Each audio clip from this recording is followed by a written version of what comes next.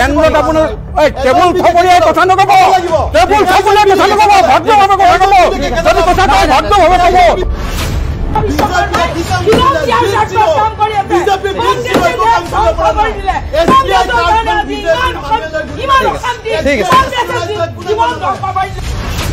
আপোনাৰ লাজ লাগিব লাগে আপোনালোকৰ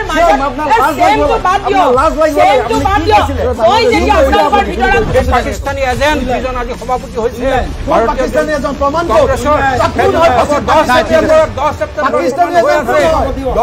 বাৰ আহিছে যে খিলঞ্জীয়া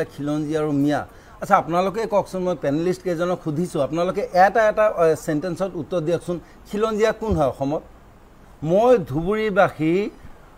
অসমৰ এজন মিয়া ঠিক আছে এতিয়া মই খিলঞ্জীয়া হয় কি নহয় সেইটো কওক পূৰ্ববংগীয় মূলৰ মই অসমীয়া ন অসমীয়া বুলি কয় মই খিলঞ্জীয়া হয় কি নহয় সেইটো আগে উত্তৰ দিয়ক বিজেপি জনে প্ৰথম উত্তৰ দিলে ভালো না সবে উত্তৰ দিয়ক আপুনিও দিয়ক কংগ্ৰেছ দিব লাগিব আপুনিও দিয়ক আপোনালোকে 60-70 বছৰে শাসন কৰিছে আপোনালোকে দিয়ক ফালৰ পৰা প্ৰথমে বিজেপি দিয়কচোন দিয়ক ব্ৰজেন্দা আপুনি মোৰ বহুত পুৰণি চিনাকি আপুনি কওক অসমীয়া কোন খিলঞ্জীয়া কোন সেইটো উদাহৰণটো দিয়কচোন আপোনাৰ কথাটো আপুনি কৈ লওক খিলঞ্জীয়া না হৈ গ'ল মই আপোনালোকক প্ৰশ্ন সুধিছোঁ যেহেতু বাৰ কথাটো আহিছে খিলঞ্জীয়া অসমৰ বায়ু পানী মাটি সেৱন কৰি যিসকলে ইয়াতে ডাঙৰ হৈছে ডাঙৰ দীঘল হৈছে আৰু যিসকলে মানে ইয়াতে মিয়ালেণ্ড দাবী কৰি আছে সেইসকলে খিলঞ্জীয়া নহয় ঠিক মই কম নে যিসকলে মানে কোনসকলে মিয়ালেণ্ড দাবী কৰিছে কিমান জনে কিমান জন নহয় অসম বিধানসভাটো আহি বিধায়কে কোন সংগঠনে কিমান বাৰ অসম বিধানসভাত মই আপোনাক সুধিছোঁ মিয়ালেণ্ড কোন সংগঠনে কিমান বাৰ দাবী কৰিছে সেইটো কওক মিউজিয়ামৰ পৰা আৰম্ভ কৰি বাইদেউ কওক বহুত বিষয় উত্থাপিত হৈ আছে আজি নতুন নহয় মিয়ালেণ্ড বাইদেউ ক'ব বুলি কৈছে মোৰ মতে কাৰণ ইয়াতো আমি নিজৰ কথাই কৈ আছো মোৰ মতে যিখিনি অসমৰ ভূমিপুত্ৰ যিখিনি জনগোষ্ঠীয় মূলৰ মানুহ যিখিনি অনুসূচিত জাতিৰ মানুহ আৰু যিখিনি অসমলে আদিৰ পৰা অসমত আহি আছেহি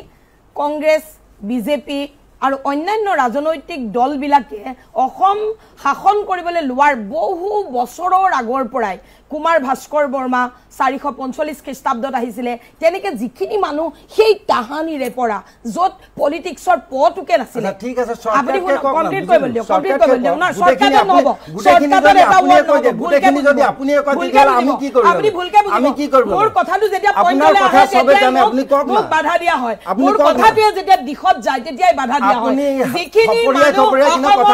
অৰিজিনেল মানুহ আৰু যিখিনি মিয়া মানুহ সেইখিনি কেতিয়াও অসমৰ অৰিজিনেল মানুহ নহয় তেওঁলোক বাংলাদেশৰ মূলৰ হয় তেওঁলোকক কংগ্ৰেছৰ দিনত ভোটাধিকাৰ দিয়া হৈছে বা বিজেপিৰ দিনতো তেওঁলোকক আধাৰ কাৰ্ড দিয়া হৈছে বহুতৰ এনআৰচিত নাম কমাইছে কিন্তু অৰিজিনেল খিলঞ্জীয়া বুলি ক'লে কেতিয়াও বাংলাদেশীয় মূলৰ মানুহ নপৰে ঠিক আছে আপোনালোকে ভাৰতৰ সভ্যতা সংস্কৃতি আগবাঢ়ি নলয় মোৰ ভুল হৈছিলে কাৰণ মই জনা নাছিলো আপোনালোকৰ অভিনয় আপোনালোকে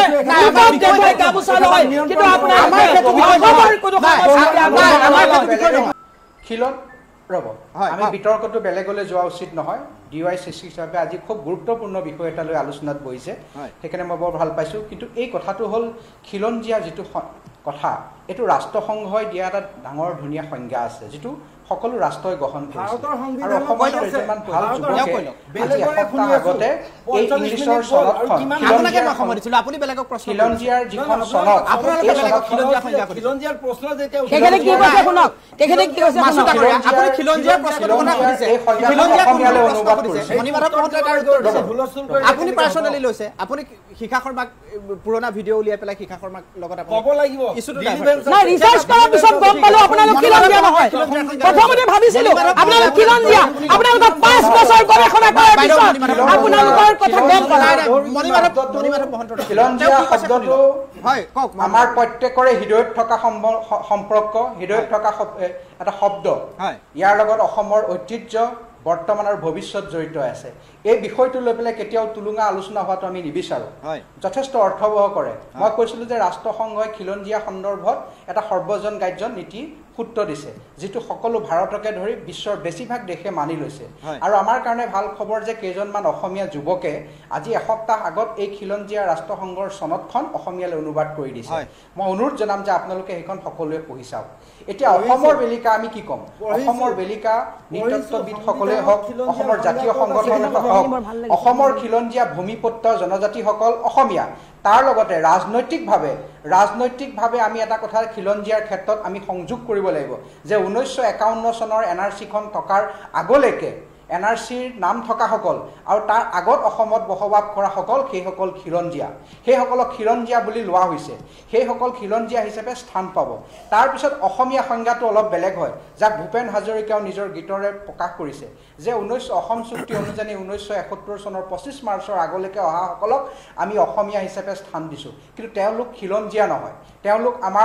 তেওঁলোক আমাৰ নাগৰিক তেওঁলোকে সমমৰ্যাদা পাব কিন্তু তেওঁলোক খিলঞ্জীয়া নহয় খিলঞ্জীয়াক লৈ পেলাই খিলঞ্জীয়া অস্তিত্বৰ সংকটত ভোগা কাৰণে অসম আন্দোলন হৈছিল আৰু আজি কংগ্ৰেছৰ মুখৰ পৰা কেতিয়াও আমি অসম আন্দোলনৰ গুণানুকীৰ্তন নুশুনো আমি আশাও নকৰোঁ তেওঁলোকে যে অসম আন্দোলনক স্বীকৃতি দিব অসম আন্দোলনৰ 855 জন শ্বহীদৰ ওচৰত তেওঁলোকে কিন্তু আজিও ক্ষমা নামানিলে যাৰ কাৰণে আজিও খিলঞ্জীয়া মানুহে এই কংগ্ৰেছ দলটোক অতৰাই ৰাখে নিজৰ মনৰ পৰা কেতিয়াও ভাল নাপায় স্থান দিয়া সেইকাৰণে মই অনুৰোধ জনাম যে খিলঞ্জীয়া শব্দটো লৈ কোনো খেলিব নালাগে আমি ভৱিষ্যতে এই ক্ষেত্ৰত যথেষ্ট কাম কৰিবলগীয়া আছে অসম গণ পৰিষদ আমি দৃঢ় প্ৰতিজ্ঞ আৰু অসম গণ পৰিষদে আগন্তুক দিনত খিলঞ্জীয়া আৰু অসমীয়া মানুহক লৈ পেলাই অসমৰ ভূমিপুত্ৰসকলক লৈ পেলাই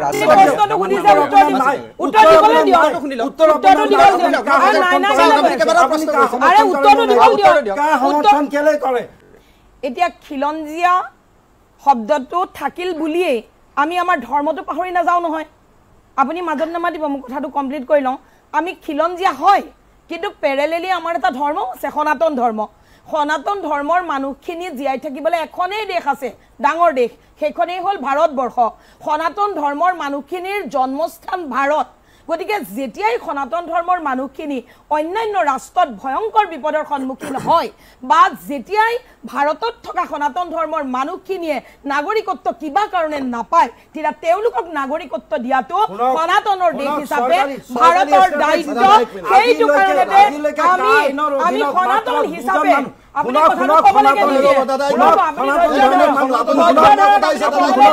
গতিকে সনাতন ধৰ্মৰ দেশ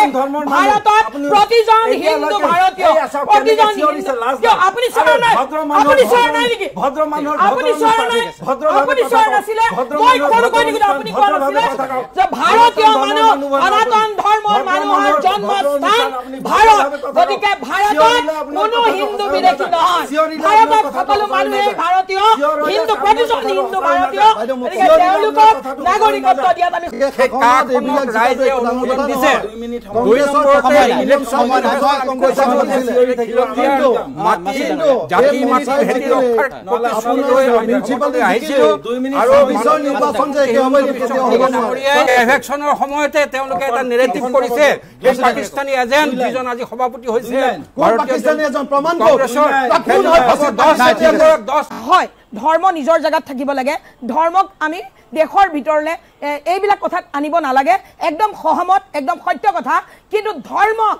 দেশৰ মানুহৰ মাজলৈ আনিলে কোনে 1947ত ধৰ্মৰ ভিত্তিত পাকিস্তানক আতৰাই দিয়া হল কিয় 1971ত ধৰ্মৰ ভিত্তিত ভাৰতক আকৌ দ্বিখণ্ডিত কৰি বাংলাদেশ দিয়া হল কিয় আৰু পাকিস্তানৰ এগেইনষ্টত যেতিয়া অপাৰেচন সিন্দুৰ হৈছিল অসমৰ মিয়াই পাকিস্তানক সাপোৰ্ট কৰিছিল কিয় আমি ধৰ্মৰ কথা ক'লে কংগ্ৰেছে ধৰ্মৰ কথা ক'লে ঠিক আছে এইটো হ'ব নোৱাৰে আমি ধৰ্মৰ কথা ক'লে সম্প্ৰদায় আৰু তেওঁলোকে ধৰ্মৰ কথা ক'লে তেওঁলোক ঠিক আছে মই আৰু কাকো সময় দিব নোৱাৰিম